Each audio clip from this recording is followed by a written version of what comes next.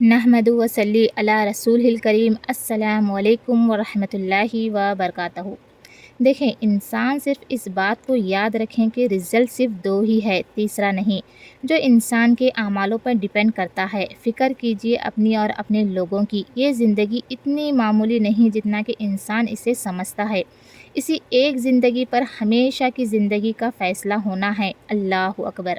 دیکھیں، انسان جب کہ اس دنیا میں چھوٹی سی بھی تکلیف برداشت نہیں کر پاتا، جب کہ یہ ہمیشہ کی زندگی نہیں ہے۔ ہم اس ایک بار کی ملنے والی زندگی جو کہ تھوڑی سی ہے، بہت تھوڑی سی۔ دیکھیں، جب ہم قبر میں ہوں گے تو ہم سے ایک سوال یہ بھی پوچھا جائے گا کہ تم دنیا میں کتنا وقت گزار کر آئے، اور انسان کہے گا ایک دن یا اس سے بھی کم۔ اس چھوٹی سی زندگی میں انسان تکلیفوں کو برداشت نہیں کر پاتا، تو پھر آخرت کی ہمیشہ کی زندگی کے بارے میں کیا خیال ہے؟ اپنے آپ سے سوال کیجئے اس بارے میں۔ ہمیں ہر وقت اپنی آخرت کی فکر ہونی چاہیے، یقیناً۔ لیکن کئی لوگوں کے ذہن میں ایک سوال یہ بھی آتا ہے کہ جو لوگ پوچھتے بھی ہیں ایسا کیوں ہے، یہ زندگی ہم اپنی مرضی سے کیوں نہیں گزار سکتے، ہم اپنی پسند کی چیزیں کیوں نہیں کر سکتے، یہ زندگی ہمیں ایک ہی بار تو ملی ہے، ہم اسے پوری طرح انجوائے کر کر اپنی مرضی کے مطابق گزار کیوں نہیں سکتے؟ دیکھیں، یہ سوال بھی کئی لوگ پوچھتے ہیں، اور اس کیوں کا جواب یہ ہے، سنیے۔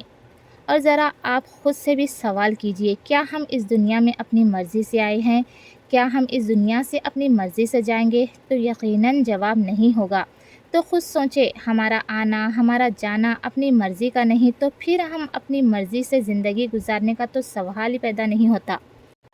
ہاں، اگر ہمیشہ ہمیشہ کے لیے ہمیں اس دنیا میں بھیجا جاتا تو پھر انسان اپنی مرضی سے زندگی گزار سکتا تھا، جو اس کا دل چاہتا، کیونکہ اس دنیا سے تو اسے چھوڑ کر جانا نہیں ہے، تب وہ اپنی مرضی سے اپنی زندگی گزار سکتا۔ لیکن ایسا نہیں ہے۔ ایک انسان کے لیے یہ ایک بہت بڑی کڑوی سچائی ہے کہ دنیا بھی ہم اپنی مرضی سے گزار نہیں سکتے، کیونکہ انسان چاہے یا نہ چاہے اسے جانا تو ہے اس دنیا کو ہمیشہ کے لیے چھوڑ کر۔